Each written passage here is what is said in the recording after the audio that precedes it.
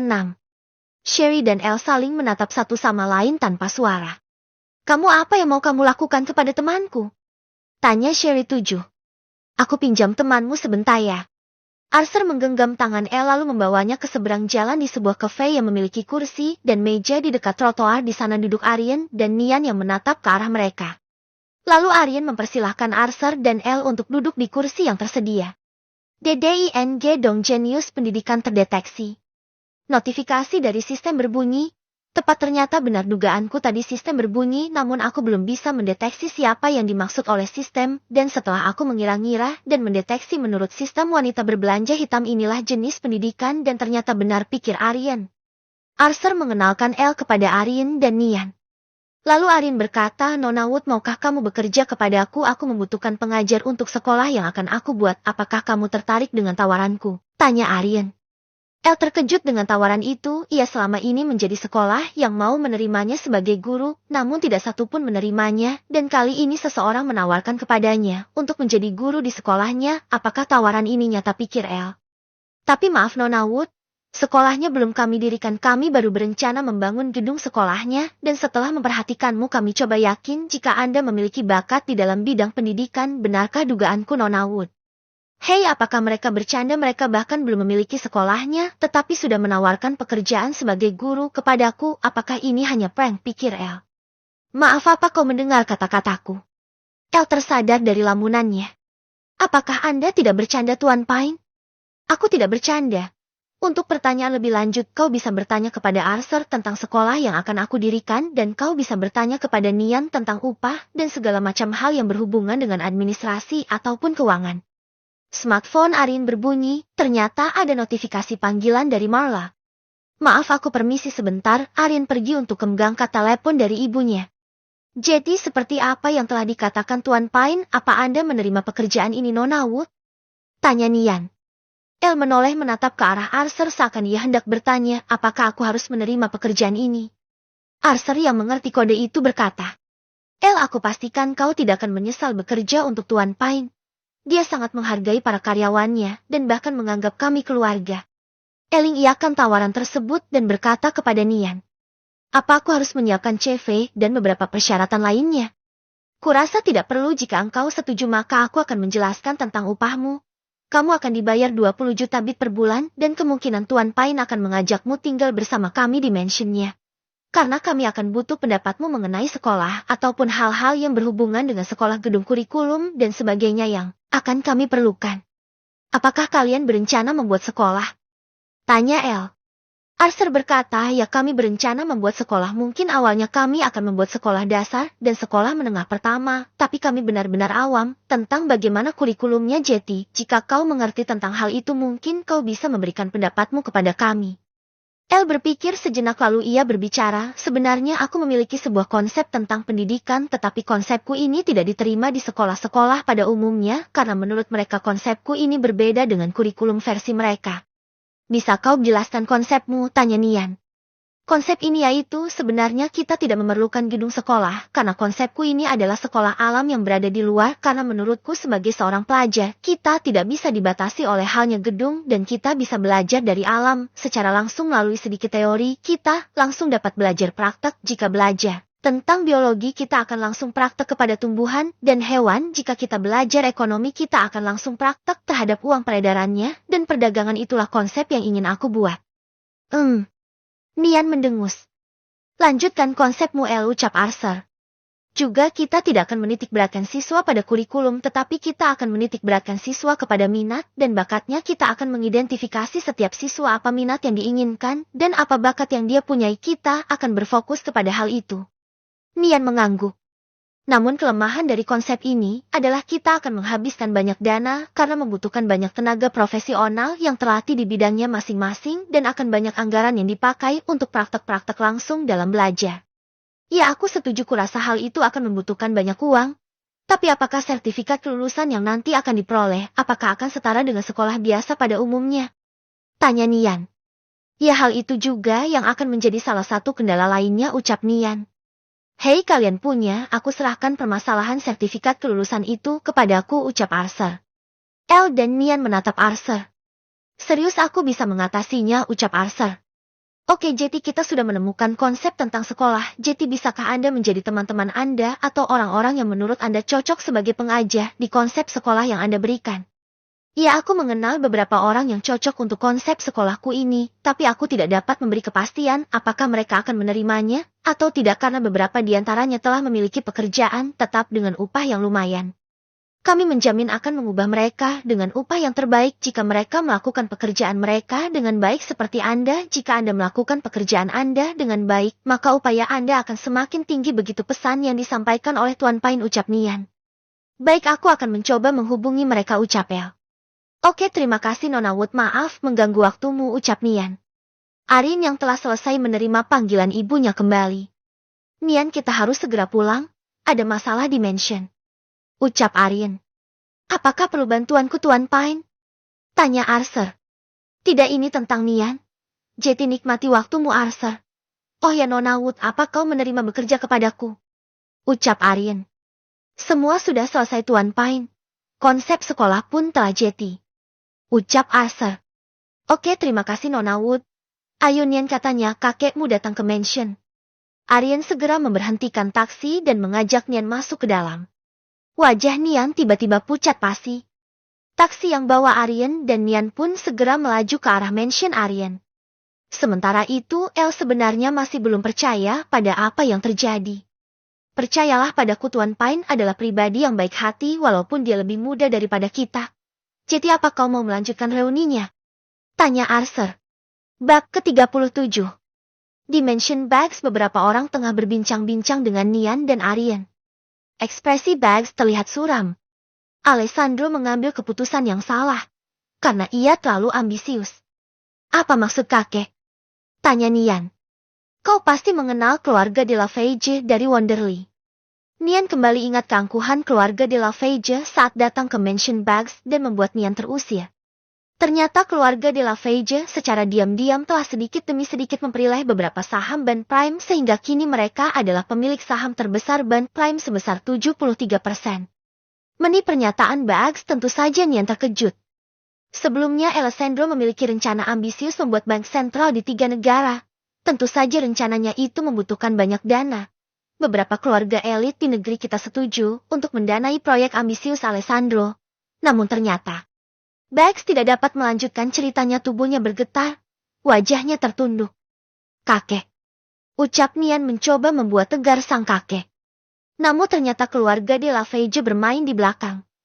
Ia memobilisasi baik keluarga elit untuk membantu Alessandro, dan tanpa disadari, mereka menjadi pemegang saham terbesar. Kini keluarga Gutierrez bukan lagi pemilik Band Prime. Tidak ada sepersen pun saham atas nama keluarga Gutierrez. Keluarga Gutierrez sekarang hanyalah menjadi pelayan keluarga de la Fage. Bags mengakhiri perkataannya dengan menyalakan sebatang cerutu. Ia menghisap dalam-dalam lalu menghembuskan asapnya secara perlahan. Nian merasakan kesedihan kakeknya. Band Prime adalah hasil jerih payah kakeknya. Juga merupakan pondasi bagi seluruh keluarga Gutierrez. Namun kini seperti dicuri orang lain. Aryan mohon diri ketika smartphone-nya berbunyi. Nian mendekati kakeknya dan memeluknya. Ini mungkin adalah karma bagi keluarga Gutierrez karena telah membuangmu, sekarang kami bagaikan dibuang oleh Band Prime, ucap Bags sambil mengelus kepala Nian. Kakek, tinggallah bersamaku. Bersama kami di sini. Pinta Nian. Tidak. Aku ingin hidup dan mati di atas properti yang telah kuhasilkan. Itulah janjiku bersama Karen.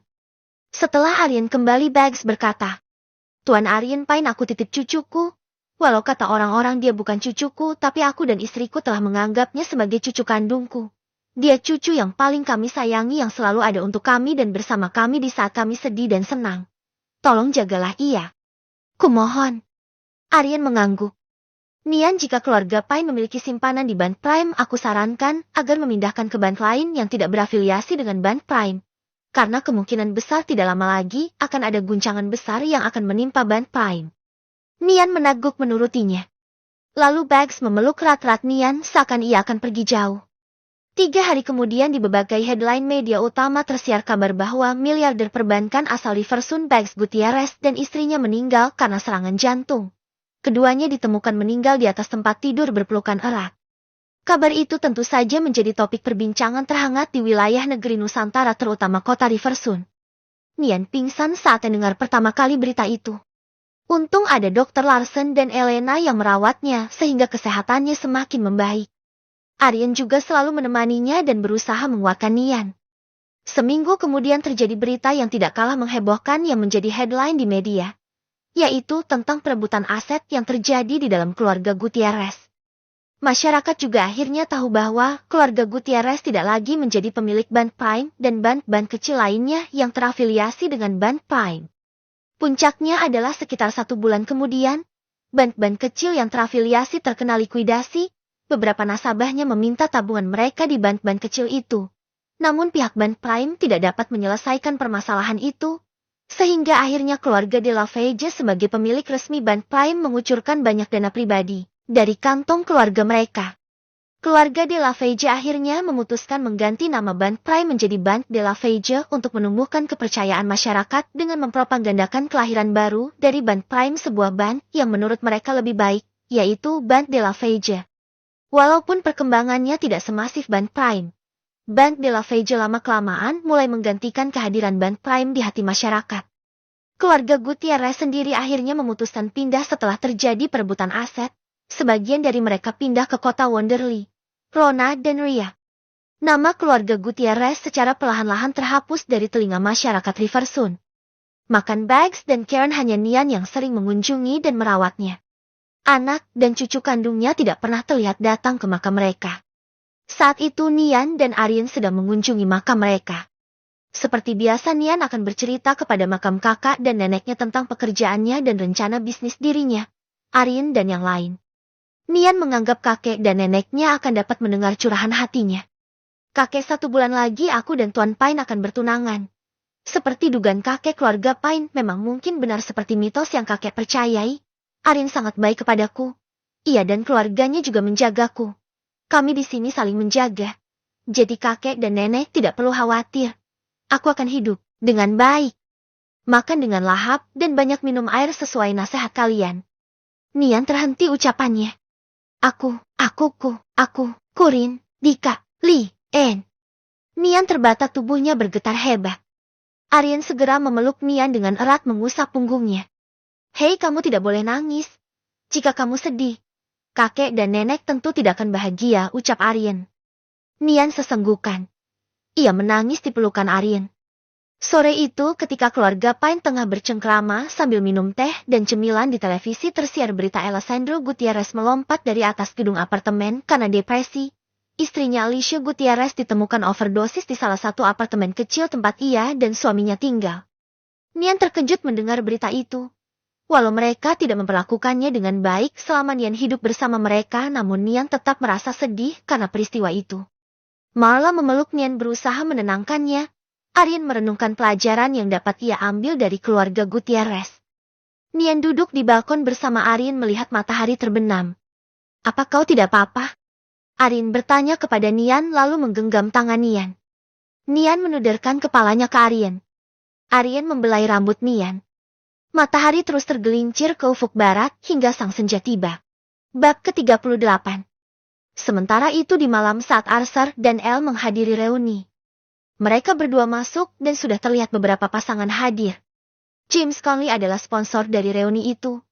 Ia membuat reservasi khusus dan restoran Starfood memberikan ruangan spesial karena James adalah pelanggan VIP di restoran itu. Saat melihat Arthur dan Elle, Sherry segera mendekati mereka. Elle, kemana dia membawamu? Sherry berkata sambil menelisik menatap Arthur. Tidak. Jangan berpikiran negatif tentang Arthur, dia memberikanku penawaran pekerjaan. Ucap Elle. Benarkah? Tapi dengar Elle. Kau tahu Douglas Dan dari keluarga Dan. Aku baru saja bertemu dengannya. Setelah dia mengetahui bahwa kau sedang mencari pekerjaan. Ia menawarkan pekerjaan untuk menjadi sekretaris pribadinya. Dia akan memberikan upah 7 juta bit per bulan untuk magang dan akan menjadi 15 juta bit jika kamu dapat menjadi karyawan tetap. Elle mengingat Douglas Dan, dia adalah playboy semasa di kampus. Banyak wanita yang telah dia permainkan. Dengan embel-embel keluarga Dan sebagai salah satu keluarga elit di Riversun, dia menggunakan nama keluarganya untuk menekan para wanita yang menjadi korbannya agar tidak melakukan tuntutan hukum. Dia adalah monster predator wanita. Sherry, apa kau tidak mengenal Douglas Dan? Dia adalah predator wanita. Ucap Elle. Tidak Elle, kau salah. Memang selama di kampus dia yang jadi playboy, tapi sekarang dia sudah bertobat. Dia sudah bertunangan sekarang dan mendirikan yayasan relawan kemanusiaan. Yayasannya telah membantu banyak masyarakat. Jelas Sherry. Elle tentu saja terkejut. Salah satu korban Douglas adalah Fanny Ansong, salah satu temannya di sekolah menengah atas. Douglas menjanjikan banyak hal kepada Fanny dan akhirnya Fanny menerima Douglas sebagai kekasihnya, namun 1 minggu kemudian mereka putus dan 2 bulan kemudian Fanny ditemukan meninggal bunuh diri melompat dari apartemennya dalam keadaan hamil.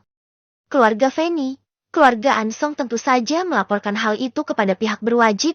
Awalnya semua penyelidikan berjalan lancar dan Douglas terbukti bersalah sebagai terdakwa dan kasus itu akan berlanjut ke meja pengadilan. Namun tiba-tiba saja kasus itu menguap. Beberapa pihak berwajib yang bertugas menyelidiki kasus dicopot dan sebagian dimutasi ke kota lain.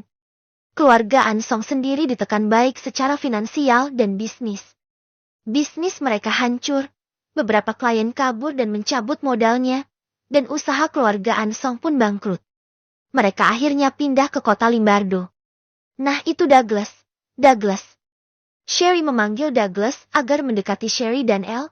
Sementara Arthur hanya diam memperhatikan. Ya Sherry, ada apa kau memanggilku? Ucap Douglas. Dia terlihat tampan dengan setelan jas hitam mahalnya. Ini Elle seperti yang ku ceritakan tadi. Apa kau tidak mengenalnya, dia satu alma mater dengan kita? Sherry menjelaskan. Douglas memperhatikan Elle dari ujung rambut sampai ujung kaki. Elwood kan? Aku pasti tidak akan melupakan wanita cantik sepertimu. Kau salah satu primadona dari beberapa primadona kampus. Sayangnya dulu aku tidak bisa mendekatimu. Ucap Douglas tersenyum nanar. Douglas gembira karena Elle adalah salah satu incarannya. Namun ia terlambat mengetahui Elle karena ia mengenalnya 1 bulan menjelang kelulusan. Dan setelah kelulusan, ia tidak pernah bertemu lagi dengan Elle. Saat itu Douglas merasa menyesal mengapa ia tidak mengenalnya lebih dulu. Jika ia mengenal Elle lebih lama tentu saja akan menyenangkan. Elle akan menjadi salah satu budak nafsunya. Dan kesempatan itu akhirnya datang saat ini, pikir Douglas. Air liurnya hampir menetes melihat Elle. Elle tidak menyukai tatapan mesum Douglas kepadanya. Jadi Douglas, apa kau mau menerima Elle sebagai sekretarismu? Tanya Sherry. Oh ya, baik. Kau bisa langsung bekerja saat ini menemaniku di pesta ini. Ucap Douglas gembira. Maaf, aku sudah menerima tawaran pekerjaan di tempat lain, ujar Elrich melihat tatapan mesum Douglas. Apa? Siapa? Di mana? Dengar aku akan memberimu upah 7 juta, oh tidak 10 juta bit per bulan. Upah yang sudah di atas upah minimum regional di Riversun. Douglas marah saat Elle menolak tawaran menjadi sekretarisnya. Elle terima saja tawaran Douglas. Pekerjaannya tidak berat dan upahnya cukup tinggi. Ucap Sherry. Maaf, aku tidak bisa, jawab Elle. Harus bisa. Tidak bisa tidak. Ucap Douglas dengan nada yang meninggi. Douglas meraih tangan Elle dan menariknya. Hei, lepaskan. Teriak Elle. Douglas malah makin menggenggam erat. Lepaskan dia, Bung, ucap Arthur membuka paksa genggaman Douglas. Douglas tidak menyangka kekuatan Arthur cukup kuat hingga dapat melepaskan genggam tangannya. Elle segera berlari ke belakang Arthur. Keributan itu menjadi pusat perhatian karena teriakan Elle. Semua mata tertuju kepada mereka, suasana menjadi hening. Plak. Tiba-tiba terdengar suara tamparan keras yang memecah keheningan. Wajah Arthur ditampar oleh seorang wanita cantik bergaun merah. Arthur, terberaninya pecundang pemulung sepertimu membuat keributan di sini. Teriak wanita itu. James Conley segera mendekati kekasihnya. Joanna, siapa dia? Oh tunggu, bukankah dia mantan suamimu yang pemulung itu? James tersenyum mengejek. Ya, dia si pemulung itu.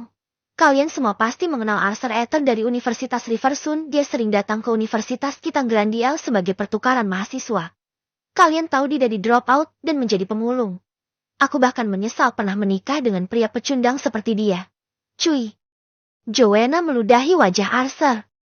Hahaha, ternyata kau pecundang, ucap Douglas gembira. James Conley memeluk Joanna dari belakang. Hei pecundang, pergi kau.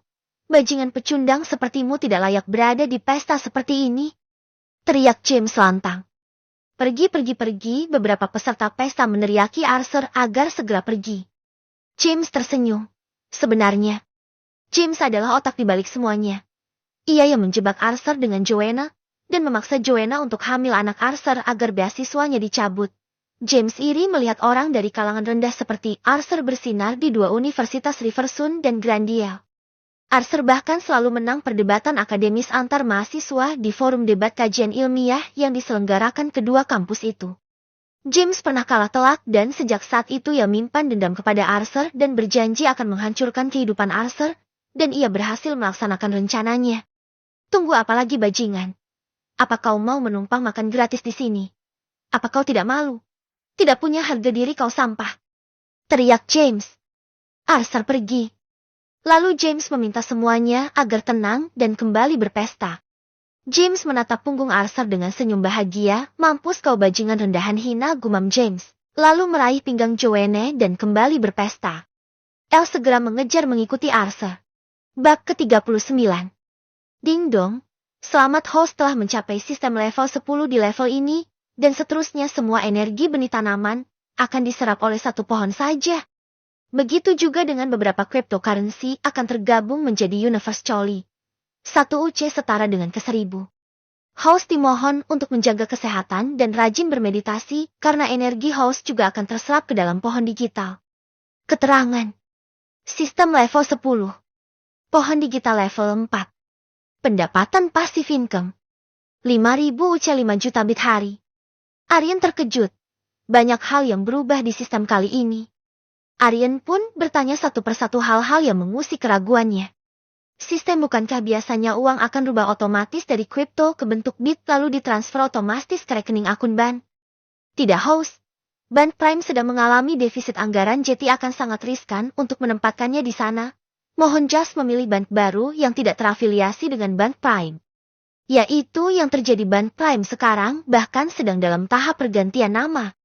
Pertanyaan berikutnya. Sistem mengapa sekarang hanya dapat menanam satu pohon digital? Karena host telah mencapai sistem level 10, maka pohon digital yang ditanam akan bertambah kuat. Jika host dapat merawat dengan baik pohon digital, kemungkinan besar akan mencapai level 6 dan host dapat memanen buah pohon digital yang berbeda-beda. Bisa dijelaskan lebih lanjut tentang buah pohon digital? Tanya Aryan. Maaf, seperti Gecho, host akan mendapat buah secara acak. Untuk jenis dan fungsinya akan ada penjelasan setiap host dapat memanen buahnya. Pertanyaan berikutnya, jadi sekarang aku hanya mendapat satu cryptocurrency. Universe kalian adalah pembayaran yang berguna di berbagai dimensi dan semesta lain, karena akan dipengaruhi oleh bagaimana kegunaannya di dimensi dan semesta itu. Karena host tinggal di semesta dan dimensi ini, Universe Coin akan diubah menjadi alat pembayaran. Aryan berpikir sejenak. Jadi sistem maksudmu Universe Coin berlaku di dimensi lain dan semesta lain? Benar. Jadi ada kehidupan di dimensi dan semesta lain, gumam Aryan.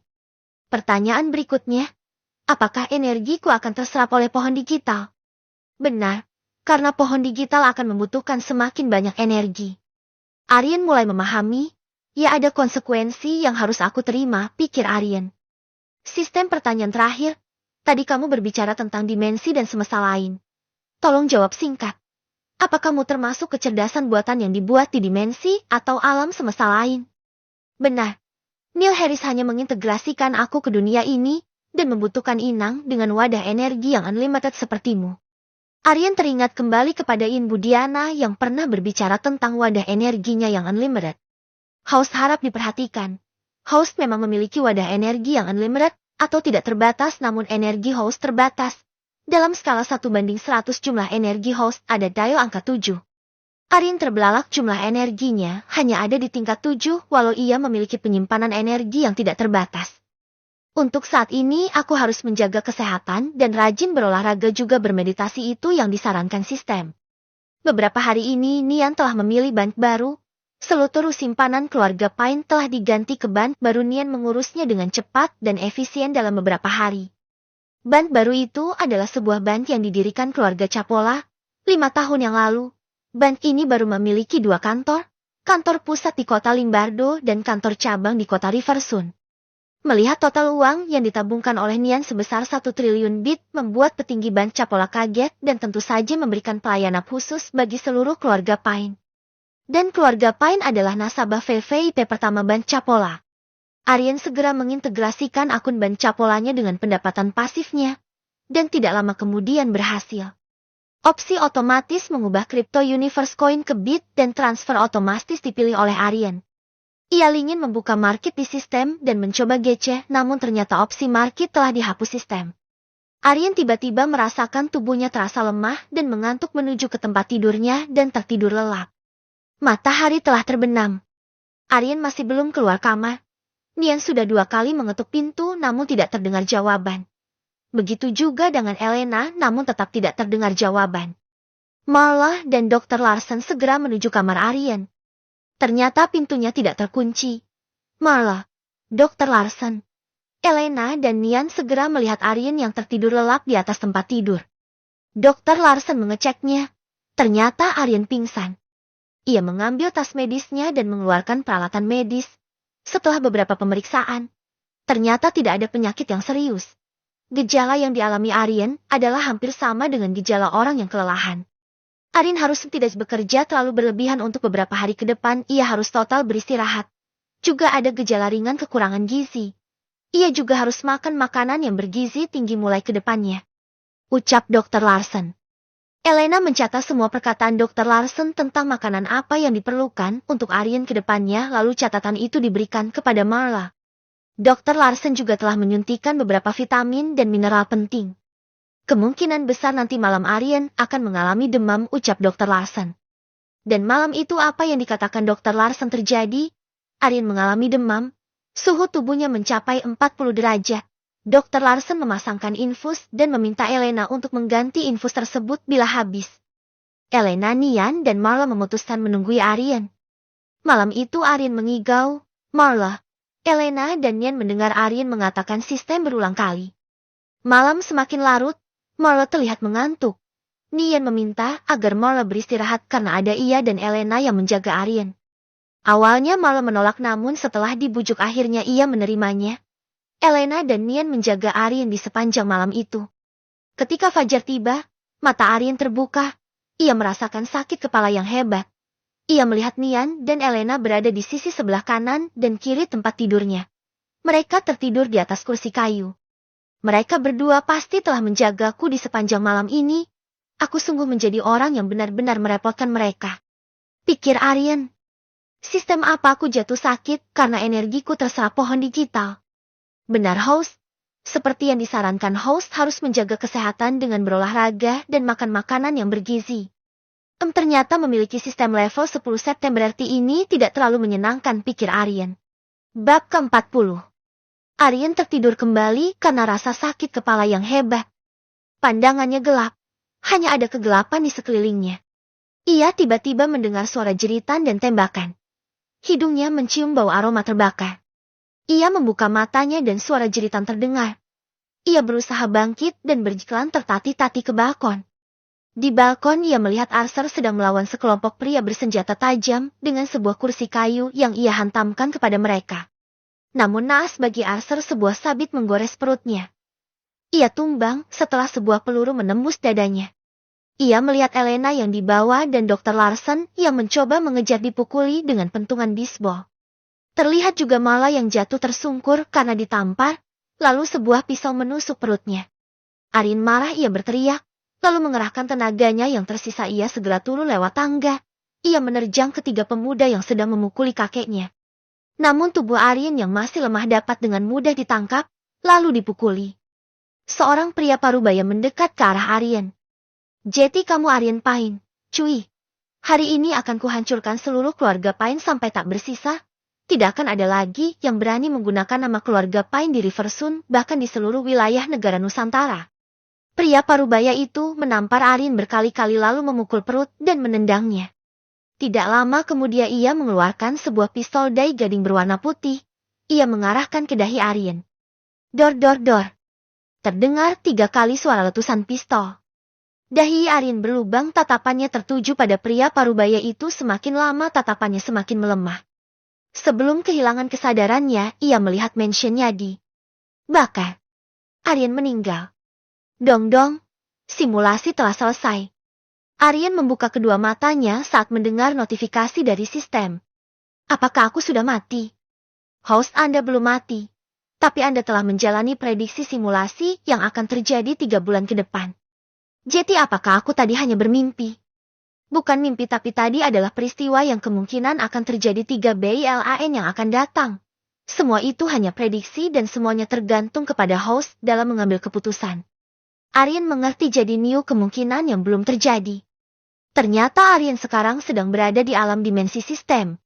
Seperti sebelumnya saat ia berada di sebuah planet yang berisikan pohon-pohon yang mirip seperti pohon digital yang ia tanam, kali ini sistem kembali membawanya ke alam dimensi sistem. Dalam alam dimensi sistem ini, Aryan diberikan beberapa prediksi tentang masa depan yang akan terjadi sesuai dengan keputusan yang akan diambilnya. Jadi kau menginginkanku semakin bijak dalam mengambil keputusan dan menyiapkan tindakan preventif dan solusi pencegahannya. Benar, host. Harap Anda berhati-hati. Aryan mengucapkan terima kasih kepada sistem dan ia mulai menata ulang hal-hal yang akan perlu dia tingkatkan dan beberapa solusi sebelum hal itu terjadi. Aryan banyak berbicara dengan sistem dan sistem pun menjawab semua pertanyaan Aryan dengan tepat. Aryan membuka matanya. Saat itu di hadapannya, ia melihat Malenian dan Elena sedang berbicara. Ketika mereka melihat Aryan terbangun, mereka segera mendekati. Helena segera memanggil Dr. Larsen. Aryan diperiksa, suhu tubuhnya telah turun dan kondisinya sudah semakin baik. Beberapa rebusan herbal telah disiapkan di sebuah mangkok. Helena menyuapinya perlahan, walaupun rasanya pahit. Aryan terus mencoba menelan rebusan itu. Aryan meminta kepada ibunya agar tidak menceritakan sakitnya kepada yang lainnya, agar mereka tidak khawatir.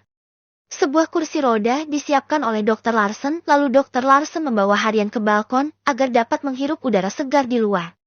Saat berada di balkon, dia kembali teringat kepada simulasi yang telah dibuat oleh sistem sebelumnya, di mana keluarganya dibantai dan kediamannya dihancurkan. Apakah hal itu akan mungkin terjadi? Pikir Aryan. Ia melamun sejenak dan kembali menatap keluar balkon. Lalu Dr. Larsen meminta agar ia kembali istirahat karena kondisi tubuhnya belum pulih. Sementara itu, di Provinsi Cendana, sekelompok pria berjas hitam sedang berada di sebuah ruangan gelap yang terletak di bawah tanah dari kediaman keluarga Liable. Mereka berjumlah 37 orang pria dan telah menyiapkan berbagai senjata dan sebuah pistol. Seorang pria parubaya yang menjadi pemimpin mereka. Matahari sore menghiasi cuaca yang cerah. Angin berhembus sepoi-sepoi mengiringi kesyahduan sore itu. Dari atas balkonnya Aryan menatap Anna, Aurelia dan Gio yang sedang bermain di taman bunga. Mereka lari berkejar-kejaran dengan riang. Sementara ayah, kakek, dan Dr. Larsen sedang berbincang-bincang di bangku panjang sambil melihat danau buatan yang telah selesai. Meredith dan Deona sedang duduk di bangku taman. Apakah kedamaian ini akan sirna? Baru saja kami merasakan punya banyak keluarga dan tempat tinggal yang nyaman dan layak huni. Namun kenapa akan terjadi hal mengerikan seperti itu?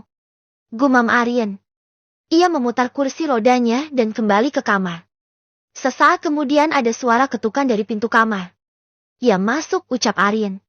Elena datang membawakan tonik dan sup ginseng. Aryan meminum tonik itu dan lalu mencicipi sedikit sup ginseng. Walau rasanya pahit, tapi kami harus menghabiskannya, ucap Elena. Aryan mengangguk. Ia terus menyendok sup ginseng sampai habis. Lalu Elena memberikan madu lebah hutan sebagai penutup dari resep sore itu. Ia menyuapi Aryan 3 sendok. Lalu memberikan Aryan segelas air putih. Elena, terima kasih kau telah merawatku. Elena menatap Aryan, lalu menggenggam tangan kanan Aryan dengan kedua tangannya. Tidak, aku yang harusnya berterima kasih Tuan Pain, karena keluargamu sangat baik kepadaku. Aku seperti menemukan kembali kehangatan keluarga yang telah hilang. Aryan tersenyum. Lalu Elena membersihkan mulut Aryan dengan tisu, dan kedua lengannya dengan tisu basah. Apa Anda ingin berbaring Tuan Pain? Tanya Elena. Aryan menggeleng. Elena merapikan tempat tidur, mengganti spray yang lama dengan yang baru dan mengganti sarung bantal dengan yang baru. Ia lalu memberikan inhaler untuk dihirup Aryan dan menyolesi balsam di tengkuk Aryan. Aryan merasakan tubuhnya hangat dan nyaman. Setiap hari Elena merawatnya seperti itu. Dan ketika malam setelah Nian pulang menyelesaikan beberapa urusan, Nian akan menemani Aryan berbincang di balkon.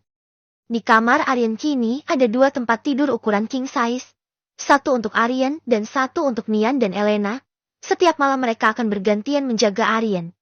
Biasanya ketika Aryan mengigau tubuhnya akan seperti kejang-kejang. Saat itu Elena atau Nian akan memberikan inhaler buatan Dr. Larsen sebagai aromaterapi dan relaksasi agar Aryan kembali tenang. Tuan Pine, saatnya Anda berganti pakaian, ucap Elena dengan wajah memerah. Saat seperti ini sebenarnya Aryan merasa risih. Namun Marla dan Dr. Larsen sudah menugaskan Elena dan Nian untuk mengganti pakaian Aryan. Karena Aryan tubuhnya masih terlalu lemah untuk berganti pakaian sendiri. Lagi pula baik Nian dan Elena telah menjadi tunangan Aryan dengan perayaan yang sederhana. Biasanya mereka membantu sambil memejamkan mata mereka. Setelah berganti pakaian, Aryan berbaring di tempat tidur. Aryan akan merasakan sakit kepala yang hebat setiap akan tertidur.